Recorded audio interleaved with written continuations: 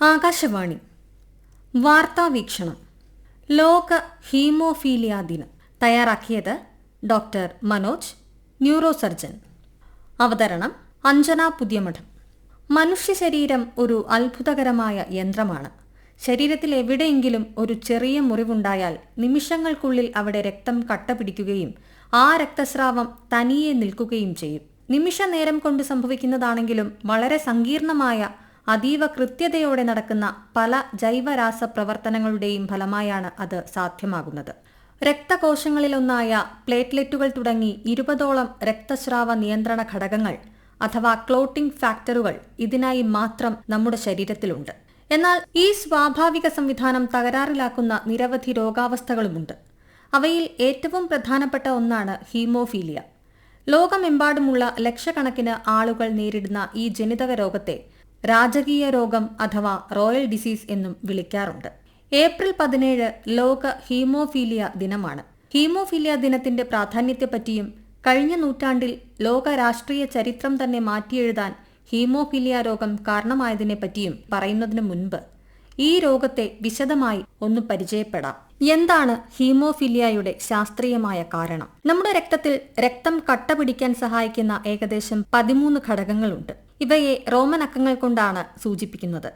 ഇവയിൽ 8ാമത്തെയോ 9ാമത്തെയോ ഘടകത്തിന്റെ കുറവോ അഭാവമോ ഉണ്ടാകുമ്പോഴാണ് ഹീമോഫീലിയ ഉണ്ടാകുന്നത്. ഹീമോഫീലിയ പ്രധാനമായും 2 തരത്തിലുണ്ട്. ഒന്ന് ഹീമോഫീലിയ എ. ഇത് ഫാക്ടർ 8 എന്ന പ്രോട്ടീന്റെ കുറവ് മൂലം ഉണ്ടാകുന്നു. ഏറ്റവും കൂടുതൽ ആളുകളിൽ കാണപ്പെടുന്ന ഹീമോഫീലിയ ടൈപ്പ് ഇതാണ്. രണ്ടാമത്തേത് ഹീമോഫീലിയ ബി. ഇത് ഫാക്ടർ 9 എന്ന പ്രോട്ടീന്റെ കുറവ് മൂലം ഉണ്ടാകുന്നു. ഇതിനെ ക്രിസ്മസ് ഡിസീസ് എന്നും വിളിക്കുന്നു. ഹീമോഫീലിയ ഒരു ജനിതക രോഗമാണ്, എന്നുവെച്ചാൽ ജീനുകളിലൂടെ തലമുറകളിലേക്ക് പകരുന്നത്. ഇത് എക്സ് ക്രോമസോമിൽ ഉണ്ടാകുന്ന ഒരു മ്യൂട്ടേഷൻ കാരണമാണ് ഉണ്ടാകുന്നത്. എക്സ് ക്രോമസോം അമ്മയിൽ നിന്നാണ് മക്കൾക്ക് കിട്ടുന്നത്. അതായത് ഹീമോഫീലിയ അമ്മമാരിൽ നിന്നും അവരുടെ ആൺമക്കളിലേക്ക് ജനിതകമായി പകരുന്ന രോഗമാണ്. സ്ത്രീകൾക്ക് 2 എക്സ് ക്രോമസോം ഉള്ളതിനാൽ അവർ രോഗികളാകില്ല. പകരം രോഗവാഹകർ അഥവാ കാരിയറുകൾ മാത്രമേ ആവൂ.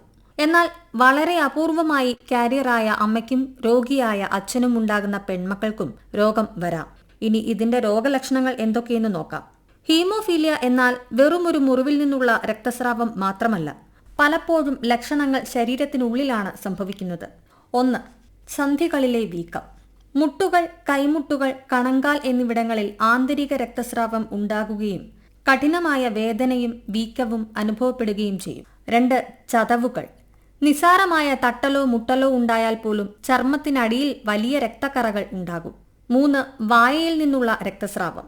പല്ലു കൊഴിയുമ്പോഴോ മോണയിൽ മുറിവുണ്ടാകുമ്പോഴോ രക്തം നിൽക്കാതെ വരിക, പല്ലു തേച്ചാൽ പോലും രക്തസ്രാവം ഉണ്ടാവാം. 4. തലച്ചോറിലെ രക്തസ്രാവം. ഇത് ഏറ്റവും അപകടകരമാണ്. കഠിനമായ തലവേദന, ഛർദി, തളർച്ച എന്നിവ ഇതിന്റെ ലക്ഷണമാകാം. രോഗനിർണയം. ഹീമോഫീലിയ രോഗനിർണയം എന്നത് ക്ലിനിക്കൽ ലക്ഷണങ്ങളും ലാബ് പരിശോധനകളും കോർത്തിണക്കിയുള്ള കൃത്യമായ ഒരു പ്രക്രിയയാണ്. പ്രധാനമായും 3 ഘട്ടങ്ങളിലായാണ് ഹീമോഫീലിയ രോഗനിർണയം നടക്കുന്നത്. 1. പ്രാഥമിക ലക്ഷണങ്ങൾ. രോഗിയുടെയും കുടുംബത്തിന്റെയും ചരിത്രം പരിശോധിക്കുകയാണ് ആദ്യപടി. കുടുംബത്തിൽ മറ്റാർക്കെങ്കിലും, പ്രത്യേകിച്ച് അമ്മയുടെ സഹോദരങ്ങൾക്കോ ആൺമക്കൾക്കോ സമാനമായ രക്തസ്രാവ പ്രശ്നങ്ങൾ ഉണ്ടോ എന്ന് പരിശോധിക്കുന്നു. രക്തസ്രാവത്തിന്റെ സ്വഭാവം.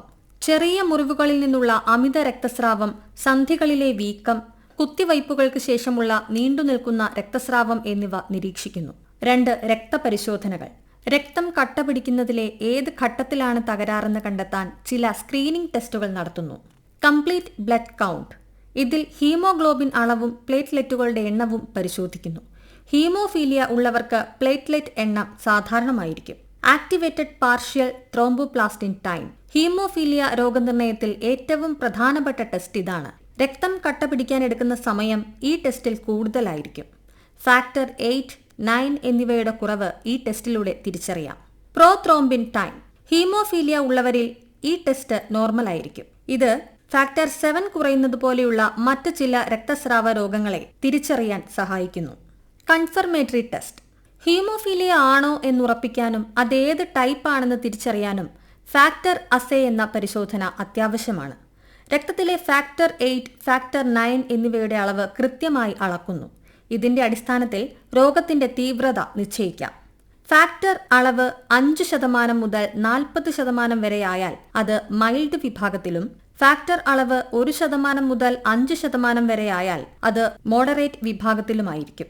ഫാക്ടർ അളവ് 1%-ൽ താഴെയായാൽ അത് തീവ്ര വിഭാഗത്തിൽ ആയിരിക്കും. കുടുംബത്തിൽ രോഗമുണ്ടെങ്കിൽ ഗർഭസ്ഥ ശിശുവിന് രോഗമുണ്ടോ എന്നറിയാൻ ഗർഭകാലത്ത് തന്നെ നടത്തുന്ന പരിശോധനകളുണ്ട്. ഹീമോഫീലിയ വാഹകരായ അമ്മമാർക്കാണ് ഇത് നിർദ്ദേശിക്കാറുള്ളത്. ഗർഭത്തിന്റെ 11-14 ആഴ്ചകളിൽ പ്ലാസന്റയിൽ നിന്നുള്ള സാമ്പിൾ എടുത്ത് DNA പരിശോധന നടത്തുന്ന രീതിക്ക് കോറിയോണിക് വില്ലസ് സാമ്പിളിംഗ് എന്ന് പറയുന്നു. ഗർഭത്തിന്റെ 15 മുതൽ 20 ആഴ്ചകളിൽ ഭ്രൂണത്തിനു ചുറ്റുമുള്ള ദ്രാവകം എടുത്ത് പരിശോധിക്കുന്ന അമിനോസെന്റസിസ് എന്ന രീതിയുമുണ്ട്. രോഗബാധിതനായ വ്യക്തിയുടെ കുടുംബത്തിലെ സ്ത്രീകൾ വാഹകരാണോ എന്ന് തിരിച്ചറിയാൻ ജനിതക പരിശോധനയിലൂടെ സാധ്യമാണ്.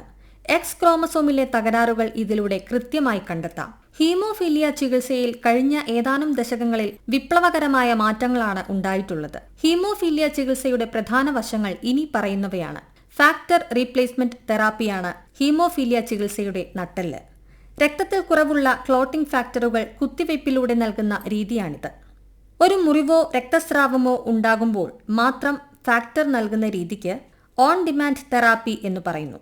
രക്തസ്രാവം ഉണ്ടാകുന്നത് തടയാൻ ആഴ്ചയിൽ 2-3 തവണ കൃത്യമായ ഇടവേളകളിൽ ഫാക്ടർ നൽകുന്ന രീതിയാണ് പ്രൊഫൈലാക്സിസ്. സന്ധികൾക്ക് കേടുപാടുകൾ സംഭവിക്കാതിരിക്കാൻ ഇത് ഏറെ ഫലപ്രദമാണ്. ഫാക്ടറുകൾക്ക് പുറമെ ചില സാഹചര്യങ്ങളിൽ മറ്റു മരുന്നുകളും ഉപയോഗിക്കാറുണ്ട്.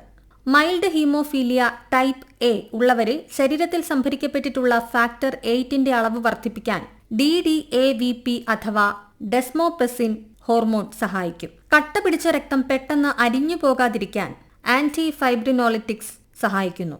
വായിലെയോ പല്ലെടുത്ത ശേഷമോ ഉള്ള രക്തസ്രാവത്തിന് ഇത് ഫലപ്രദമാണ്. ഹീമോഫീലിയ ചികിത്സയിലെ ഏറ്റവും പുതിയ മുന്നേറ്റമാണ് ജീൻ തെറാപ്പി. തകരാറിലായ ജീനിനു പകരം പ്രവർത്തനക്ഷമമായ ഒരു ജീൻ ശരീരത്തിലേക്ക്, പ്രധാനമായും ലിവർ കോശങ്ങളിലേക്ക് എത്തിക്കുന്ന രീതിയാണിത്. ഇതോടെ ശരീരം സ്വന്തമായി ഫാക്ടറുകൾ ഉൽപ്പാദിപ്പിക്കാൻ തുടങ്ങുന്നു. ഹീമോഫീലിയ ബിക്കുള്ള ജീൻ തെറാപ്പിക്ക് അടുത്ത കാലത്ത് അംഗീകാരം ലഭിച്ചിട്ടുണ്ട്. ഹീമോഫീലിയ എ ചികിത്സയിൽ വലിയ മാറ്റം വരുത്തിയ മരുന്നാണ് എമിസിസുമാബ്. ഇത് ഫാക്ടർ 8ന്റെ ധർമ്മം അനുകരിക്കുകയും രക്തം കട്ടപിടിക്കാൻ സഹായിക്കുകയും ചെയ്യുന്നു.